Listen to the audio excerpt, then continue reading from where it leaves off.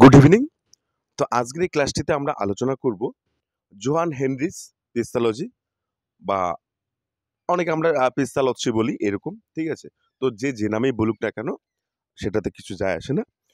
তো আজকের এই ক্লাসটি মূলত আমি তোমাদের জন্য বলবো যাদের করে তোমরা এডুকেশন সাবজেক্ট নিয়ে সে তোমরা মেজর হও, মাইনর হও, অনার্স হও, পাস হও, এমএ করছো, বিএ করছো, এমএড করছো, ডিএলএড করছো, যে যেখানেই পড়ো না কেন এডুকেশন সাবজেক্ট নিয়ে, তো তোমাদের এই এডুকেশনিস্ট বা শিক্ষার উপরে যে শিক্ষাবিদগণ আছে তাদের নিয়ে তোমাদের জানা দরকার, ঠিক আছে?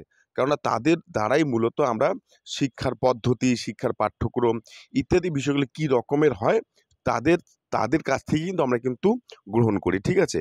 এবং এর সঙ্গে বা তাদের সেই পদ্ধতির সঙ্গে মনোবিজ্ঞানের বা শিক্ষার্থীদের যে বিভিন্ন মনোবিজ্ঞানের যে বিষয়গুলো আছে সেগুলোর সঙ্গে আমরা তুলনা করে কিন্তু আমরা এরকম একাধিক বিষয়গুলোকে নির্ণয় করি, ঠিক আছে? তো যাই হোক, এবং সঙ্গে একটা কথা বলি যে তোমাদের মধ্যে আহ, যারা করে নতুন আমার এই চ্যানেলে তাদের প্রত্যেকে হলো তোমরা আমার চ্যানেলটিকে সাবস্ক্রাইব করে রাখো এবং বেল আইকনটি প্রেস করে রাখো। সঙ্গে আমার এই ভিডিওর ডেসক্রিপশন বক্সে একটি টেলিগ্রাম গ্রুপের লিঙ্ক দেওয়া আছে বিজয় স্যার এডুকেশন নামে। সেখানে তোমাদের যদি এই ক্লাসটি প্রয়োজন হয় বা এই ক্লাসে কারো ভালো লাগে তাহলে এই পিপিটিটি তোমরা সেখান থেকেই পেয়ে যাবে, ঠিক আছে? তো সেই জায়গা থেকে আমি বলবো যে তাড়া করে নতুন তোমরা অবশ্যই সেখানে জয়েন করো এবং চ্যানেলটি সাবস্ক্রাইব করো। তাহলে আজকে আমরা ক্লাসে শুরু করব। সঙ্গে এটা বলবো যে 2024 সালে তোমরা যারা করে নেতাজি সুভাষ ওপেন ইউনিভার্সিটি থেকে এমএ পড়ছো এডুকেশন সাবজেক্ট নিয়ে, তাদের কিন্তু আজকের প্রশ্নটি ভীষণ ইম্পর্টেন্ট আছে আমার পক্ষ থেকে, ঠিক আছে? আশা করি তোমাদের এটা পড়া উচিত।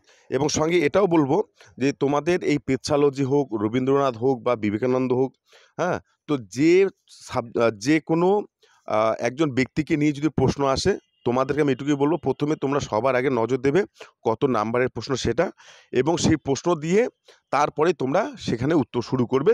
সেটা হচ্ছে আমি যে প্যাটার্ন দিয়েছি এই প্যাটার্নটা আমার ভালো লাগে, এই প্যাটার্নে আশা করি তোমরা যে উত্তর করো তোমাদেরও ভালো লাগবে, ঠিক আছে? তো যাই হোক, তাহলে পেট্রালজি কে ছিলেন তাহলে এটা আমরা বলবো। পেট্রালজি অবশ্যই একজন সুইজারল্যান্ডের একজন দার্শনিক ছিলেন বা শিক্ষাবিদ ছিলেন, এবং তিনি জন্মগ্রহণ করেছেন 1746 সালে এবং মৃত্যু হয়েছে তার 1827 খ্রিস্টাব্দে, ঠিক আছে, বা এত সালে। তো এবারে কথা হচ্ছে যদি আমরা এই যে জোহান হেনরিচ পেথোলজি যদি আমরা জীবনে দেখি তাহলে দেখতে পাই যে তিনি যখন জন্মগ্রহণ করেন তার কিছুদিন পর, হ্যাঁ, তার বাবা মারা যায় এবং তাদের সংসার কিন্তু চলে তাদের মায়ের আদর্শে, ঠিক আছে? অর্থাৎ তারা যে ভাই বোনরা যে আছে তারা কিন্তু তাদের মায়ের আদর্শেই তারা কিন্তু নিজেদেরকে প্রতিষ্ঠিত করেছে, ঠিক আছে? আর সঙ্গে সঙ্গে আমরা এটাও বলবো যে তিনি যেমন তার মায়ের দ্বারা অনুপ্রাণিত হয়েছে বা অনেক কিছু শিখেছে, ঠিক একইভাবে যখন বিশ্ববিদ্যালয় জীবনে সে ছিল বা স্তরে ছিল তখন সেই অধ্যাপক, তার বিশ্ববিদ্যালয়ের অধ্যাপক যে বোর্ডমার আছে তার কাছ থেকেও তাকেও দেখে তিনি অনুপ্রাণিত হয়েছেন এবং দরিদ্র বা গরিব ছেলেমেয়েদের জন্য তিনি কিন্তু শিক্ষার ব্যবস্থা করেছিল বা শিক্ষা প্রতিষ্ঠানের ব্যবস্থা করেছিল, এবং পরবর্তীতে সে অর্থের অভাবে সেই বিদ্যালয় কিন্তু বন্ধ হয়ে যায়, সে যেতেই পারে, হ্যাঁ। তো যাই হোক আর কি। এবং তারপর এই যে আমাদের শিক্ষা বিজ্ঞানের ক্ষেত্রে যে প্রকৃতিবাদী শিক্ষাবিদ তথা শিশু শিক্ষার যে জনক রুশো, সেই রুশোর যে একটা শিক্ষা চিন্তা, ঠিক আছে, অর্থাৎ শিশুকেন্দ্রিক শিক্ষা, সেই পদ্ধতির উপর ভিত্তি করেই তিনি কিন্তু তার যে শিক্ষা পদ্ধতি বা শিক্ষা ব্যবস্থা তাকে কিন্তু তিনি কিন্তু প্রতিষ্ঠিত করার চেষ্টা করেছেন, ঠিক আছে? অর্থাৎ সেদিক থেকে দেখলে অনেক বই এরকম কথা বলে দেওয়া আছে যে রুশোর একজন উত্তরসূরি হচ্ছেন পেট্রালজি, ঠিক আছে? তো যাক, তাহলে আমরা ইন্ট্রোডাকশনে কী লিখবো? আমরা ইন্ট্রোডাকশনে এরকম কথাগুলো লিখতে পারি যেগুলো আমরা আলোচনা করলাম। তার স্থান কোথায়, তার জন্ম কত সাল এরকম, এবং সঙ্গে তিনি তার মায়ের কাছ থেকে কী কী আদর্শগুলো পেয়েছেন সেগুলো আমরা এখানে দিয়েছি। যে তিনি মায়ের কাছ থেকে আত্মত্যাগী, দয়ালু, দয়াশীল, স্নেহপ্রবণ, হ্যাঁ, ধর্মপ্রাণ এরকম বিষয়গুলোতে শিক্ষা অর্জন করেন, এবং বিশ্ববিদ্যালয় জীবনে তার যে অধ্যাপক আছেন তার যে স্যার সেখান থেকে তার কাছ থেকে অর্থাৎ বোধমারের কাছ থেকে তিনি শিক্ষা বিষয়ে যে একটা উদারনৈতিকদের চিন্তাভাবনা, ঠিক আছে? তো সেটা তিনি ওখান থেকে অনুকরণ করেন, এবং তিনি যখন আ তিনি যখন মানে সন্তানের পিতা হন, ঠিক আছে? এবং সেই সময় তিনি কি করেন? রুশো যে আছে, হ্যাঁ, সেই রুশোর এমিল গ্রন্থ পড়েন এবং গ্রন্থ পড়ার পর তিনি তার নিজের ছেলেকে সেই পদ্ধতিতে মানুষ করার চেষ্টা করেছিলেন, ঠিক আছে? তো এই হচ্ছে তার ইন্ট্রোডাকশন। এবং এরপর আমরা কি লিখতে পারি যে আমরা এরকম একটা পয়েন্ট করতে পারি যে জোহান হেনরিচের যে অবদান বা তিনি কী কী কাজ করেছেন বা ক্রিয়াকলাপ, ঠিক আছে?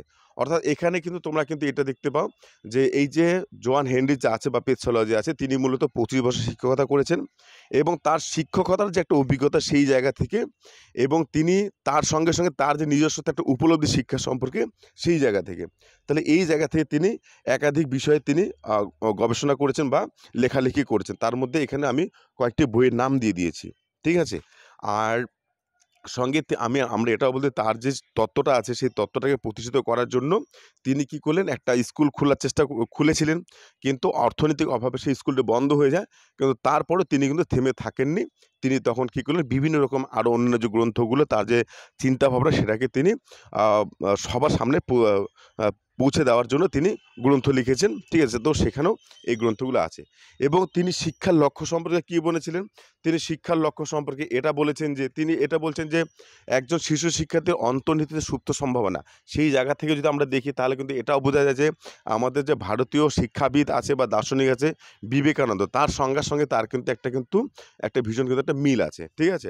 তো এই জন্য তিনি এটা বলছে, the aim of all natural all instruction is and can be nothing but the development of all of the human nature by the harmonious cultivation. অর্থাৎ এখানে হারমোনিয়াস কাল্টিভেশনের কথা বলছে, অর্থাৎ সুসামঞ্জস্যপূর্ণ একটা বৃদ্ধি বা উন্নয়ন, ঠিক আছে? এটা এবং এইগুলো কার, ইটস পাওয়ার, অর্থাৎ একজন শিশু শিক্ষার্থীর মধ্যে যে পাওয়ার আর শক্তি আছে সেটা, সঙ্গে ট্যালেন্ট, তার মধ্যে যে একটা যে ট্যালেন্ট আছে সেটা, এবং তাহলে এগুলোকে পরিপূরণ করা বা সুসামঞ্জস্য পদ্ধতিতে উন্নতি করাই হচ্ছে শিক্ষার লক্ষ্য, ঠিক আছে? এটা এবং এই শিক্ষার লক্ষ্য সম্পর্কে তারপর তিনি কয়েকটি মতামত দিয়েছেন। প্রথমটা হচ্ছে সামাজিক উন্নতি। তিনি তাহলে কি মনে করেছেন যে যদি সমাজের উন্নতি সমাজের উন্নতি যদি আমরা করাতে চাই তাহলে অবশ্যই সেক্ষেত্রে শিক্ষার সহায়তা নিতে হবে, ঠিক আছে? তাই শিক্ষার এবং উন্নত সমাজেই আমরা কিন্তু উন্নত ব্যক্তিত্ব পাবো, ঠিক আছে? এবং উন্নত ব্যক্তিত্ব দ্বারা আবার আমরা উন্নত সমাজ তৈরি করতে পারবো, ঠিক আছে? তাহলে সেই জায়গা থেকে তিনি এটা সামাজিক উন্নতি, তারপর তো ব্যক্তিগত জীবনের উন্নতি এটার কথা বলেছেন, এবং সঙ্গে বলেছেন কর্মদক্ষতার উন্নতি। অর্থাৎ তিনি শিক্ষার লক্ষ্য সম্পর্কে এই ৩টি বিষয়ের উপরে ভীষণভাবে জোর দিয়েছে, ঠিক আছে? এরপর আমরা পাঠ্যক্রম বিষয় নিয়ে আলোচনা করব। তাহলে পাঠ্যক্রম বিষয় এখানে লেখাপড়া এবং গণিত শিক্ষা, অর্থাৎ 3R, reading, writing and some arithmetics, ঠিক আছে? তো এইটা, তাহলে এই যে বিষয়টা যাচ্ছে এটাতে তিনি গুরুত্ব দিয়েছে পাঠ্যক্রম হিসাবে, ঠিক আছে? সঙ্গে কিসের উপর, সামাজিক বিষয় এবং প্রাকৃতিক পরিচয়।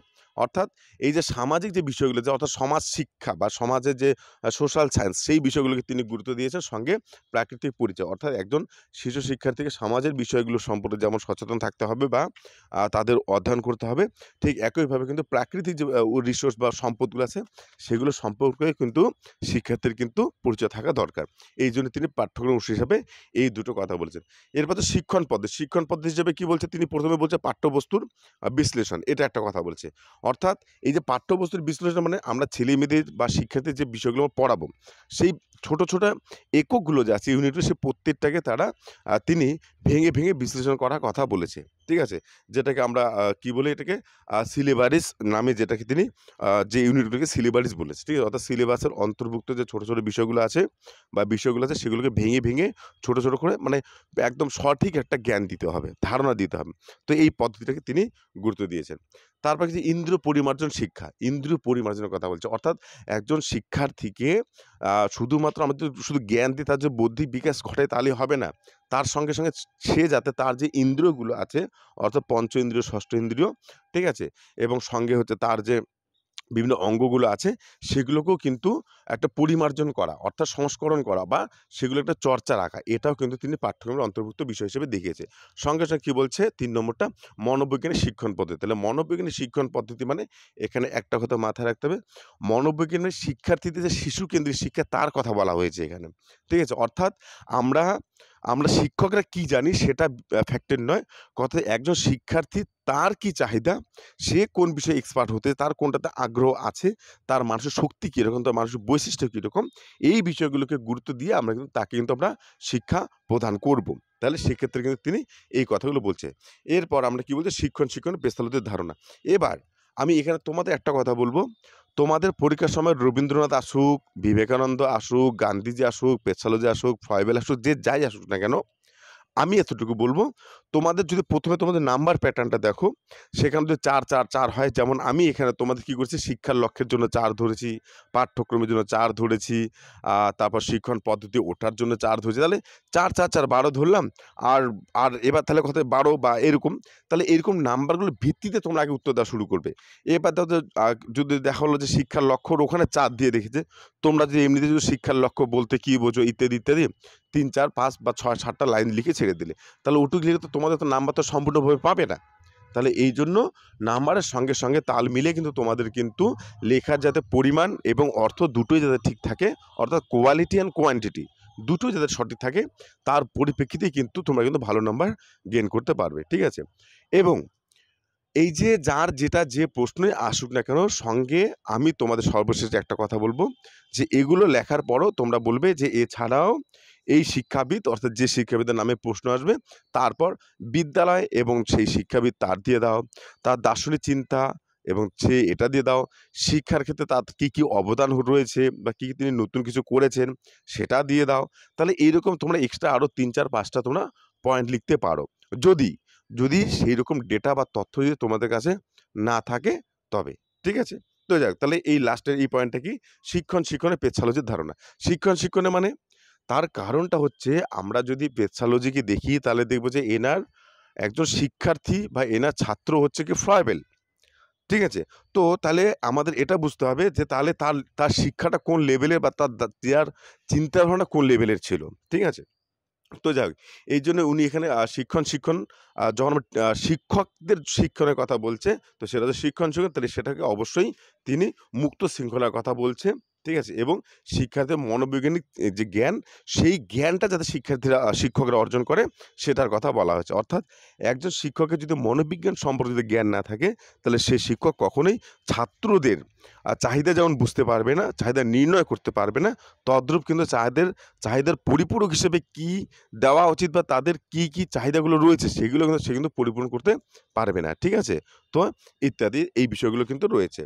এরপর আমি কি করেছি, মন্তব্য দিয়ে দিয়েছি, এবং এই মন্তব্যের এখানেই কিন্তু আমি এটা তোমাদের একটা কথা বলি, যেমন হারবার্ট, ফ্রয়েবেল, শেলডন এরা কিন্তু এই যে পেশালজি যে আছে এনার কিন্তু শিক্ষার্থী, মানে এদের ছাত্র ছিল এনার। ঠিক আছে?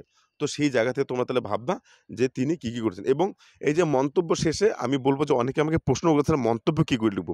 আমি বলব তোমরা যা লিখেছো সেখান থেকেই তোমরা আলোচনার পরিসমাপ্তিতে বা শেষে আমরা বলতে পারি যে ইনি এই বিষয়গুলোকে নিয়ে আলোচনা করেছেন। তাহলে তোমাদের যদি কারো এই ক্লাসটি ভালো লাগে, তাহলে আমি তোমাদের অবশ্যই বলব তোমরা টেলিগ্রাম গ্রুপে জয়েন করবে।